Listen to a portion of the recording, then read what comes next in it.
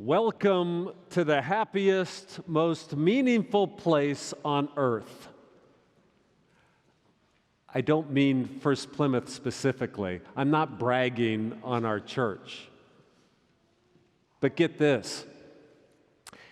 The Bureau of Labor Statistics did a massive survey that was released last week where they interviewed workers all over America and they asked them, where is your happiest, most meaningful place? The number one answer? Places of worship.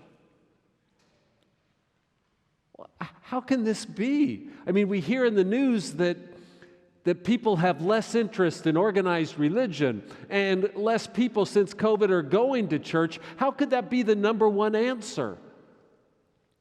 I think that a lot depends in surveys about how you ask the question. And I think when they were asked, where is your happiest, most meaningful place? It prompted them to go to spiritual things in their mind. I think the way the question was asked. And whether they went to church a lot or not, they said, church. It was number one over taking a walk in the woods, over going to a restaurant, over going to a friend's house. Number one. Raise your hand. We're number one. We're number one. I think it's awesome. Do you know, my hope every Sunday morning is that you will feel better when you leave than when you came. You see, the deep liturgy here, the deep infrastructure of how we gather is about joy and meaning. May this be a place of joy and meaning.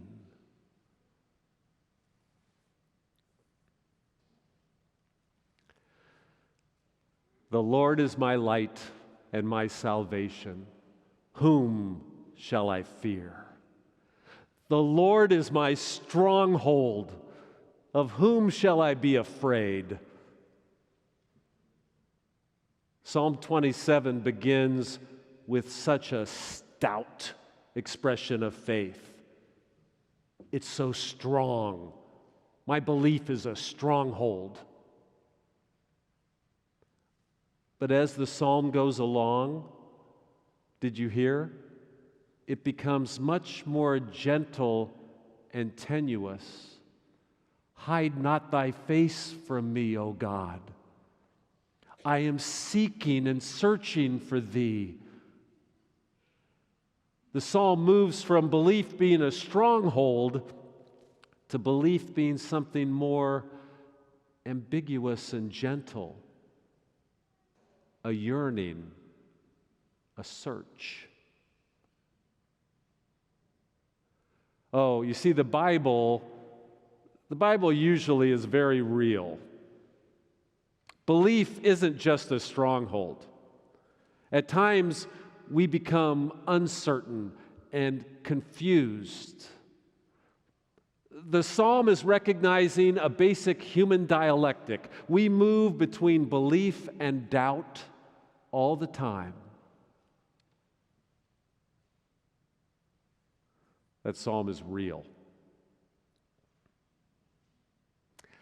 I want to share with you this morning about one of the greatest Christian believers of all time, who also was filled with authentic doubt. I want to share the life and the thought of Pope Benedict XVI. He died just a few weeks ago. He is now in the loving arms of God. Pope Benedict was born in 1927. His name then was Joseph. He was born in Bavaria. And so when he was 6 years old, in 1933, the Nazi regime rose to power. His family, his dad was a policeman. His mom was a hotel cook. His family were devout Catholics, and immediately they were opposed to the wickedness of this new regime. But what do you do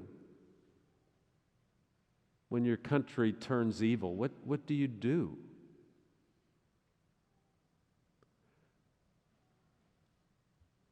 Young Joseph went to seminary in 1939, but then he was drafted into the German military. What do you do?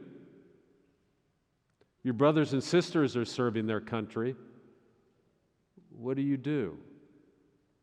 He was drafted. He served in an anti-aircraft unit in Bavaria, but then he deserted the German army.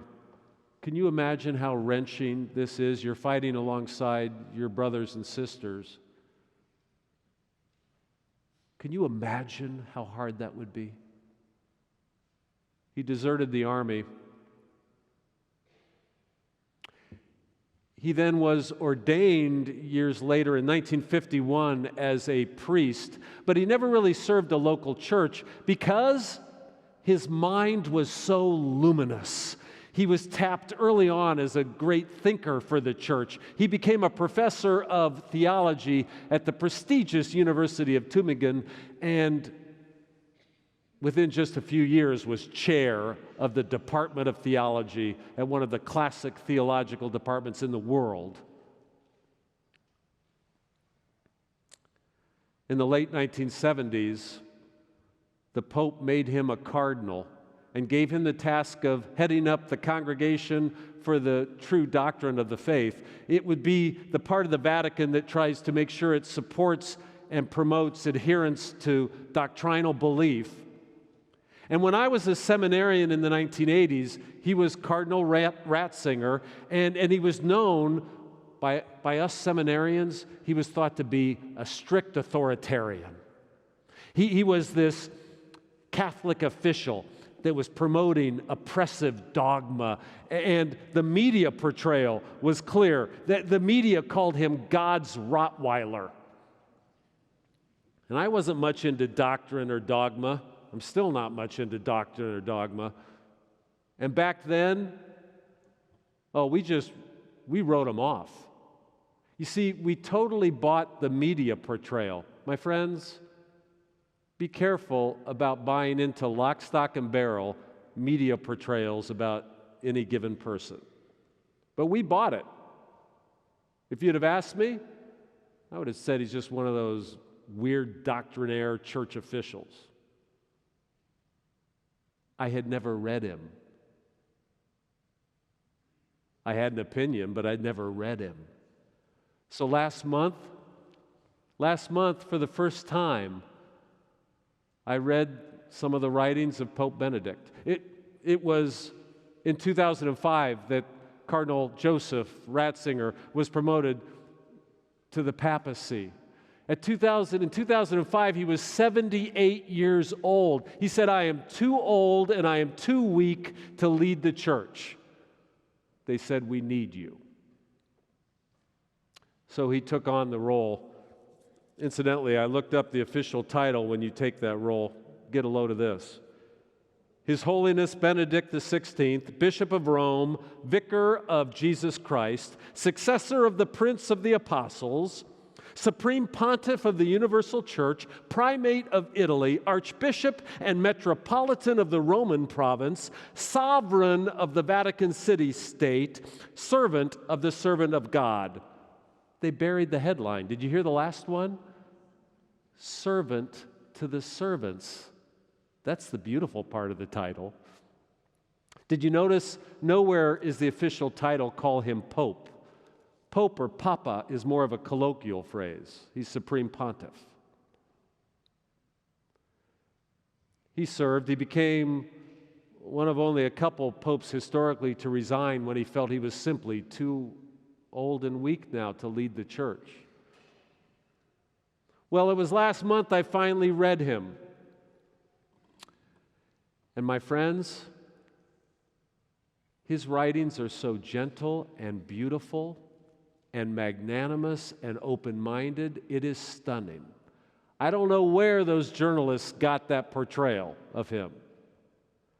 I finally read his introduction to Christianity, and it is simply beautiful. I wish I could recommend it to you. It was written by the chair of dogmatic theology, and it's a little dense, but it's beautiful. I want to convey to you the first chapter and the way that he shares how he struggles with doubts is gorgeous.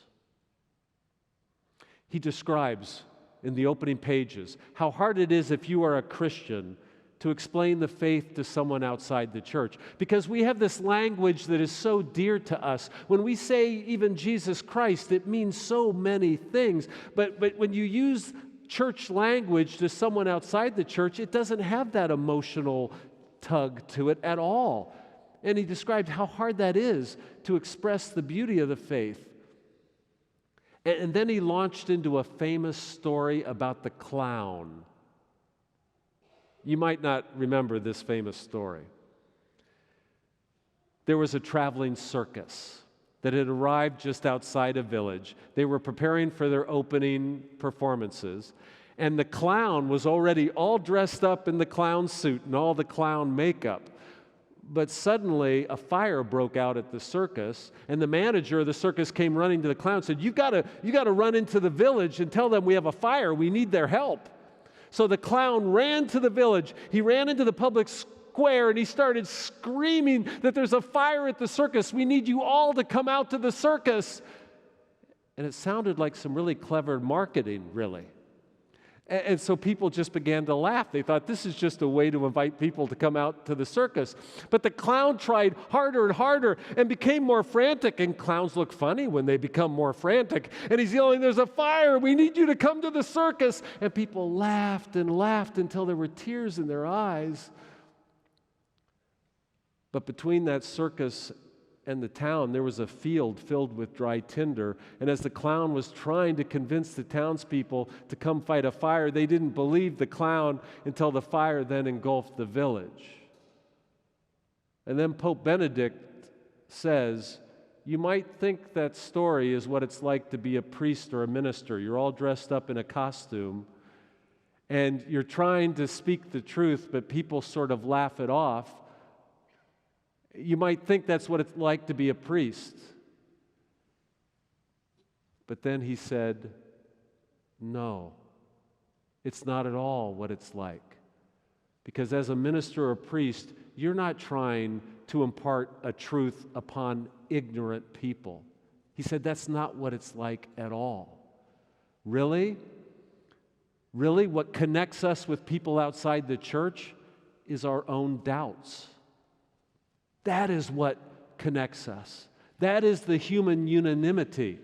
We all have doubts. If someone doesn't believe in the Christian faith, occasionally they will doubt their doubts and wonder. If someone is in the Christian church and is a strong believer, they will doubt their beliefs at times. Pope Benedict said, it's never like preaching to ignorant people. It's about finding that connection with our doubts.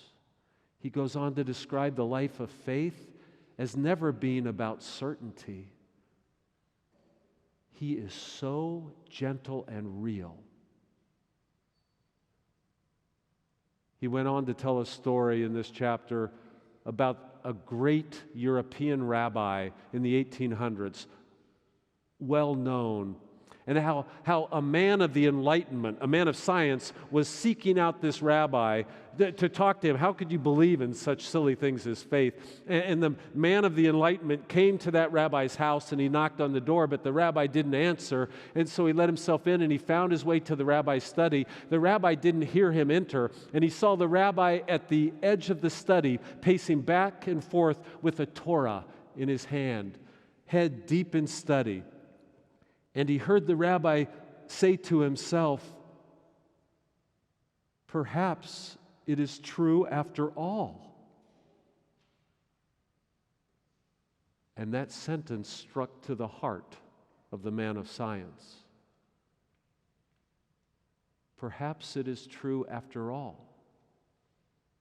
He saw that even the most faithful person was struggling, not knowing whether they believe or not. And that sentence never left the heart of that man of science. Perhaps it is true after all.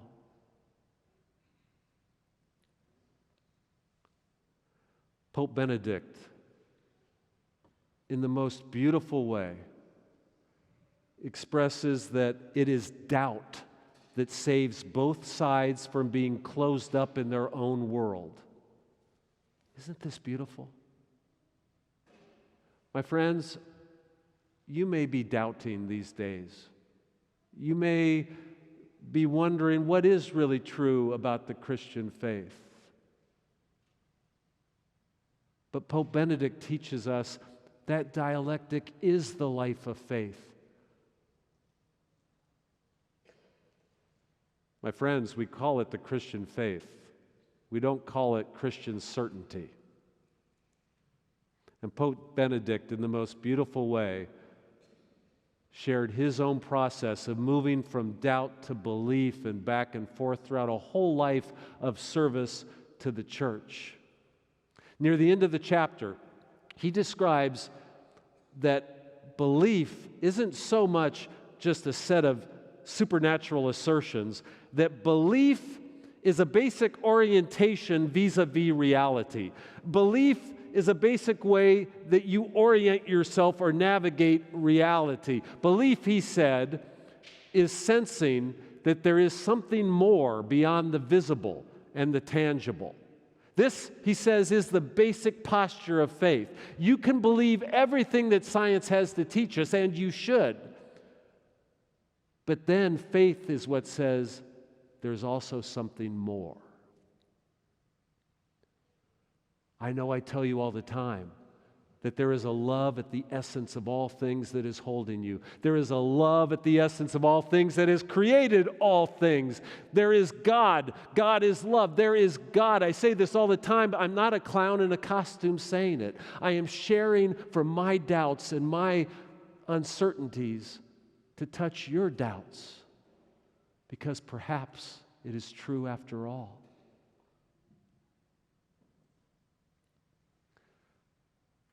Maybe the most poignant line in the Gospels. You stood and you heard it read. A man is seeking healing for his son. Can you imagine his desperation? And Jesus tells him, if you believe, anything is possible. And then what comes forth from this man is the most honest, the most beautiful line. I believe. Help my unbelief.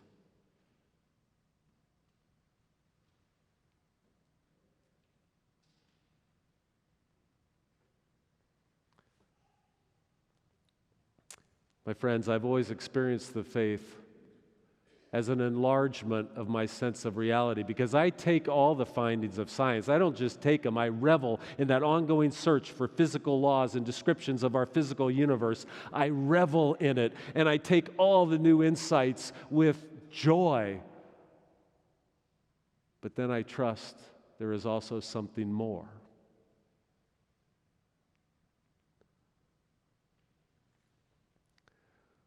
With thanks this day for the beautiful theology, life, and ministry of Pope Benedict XVI. Amen.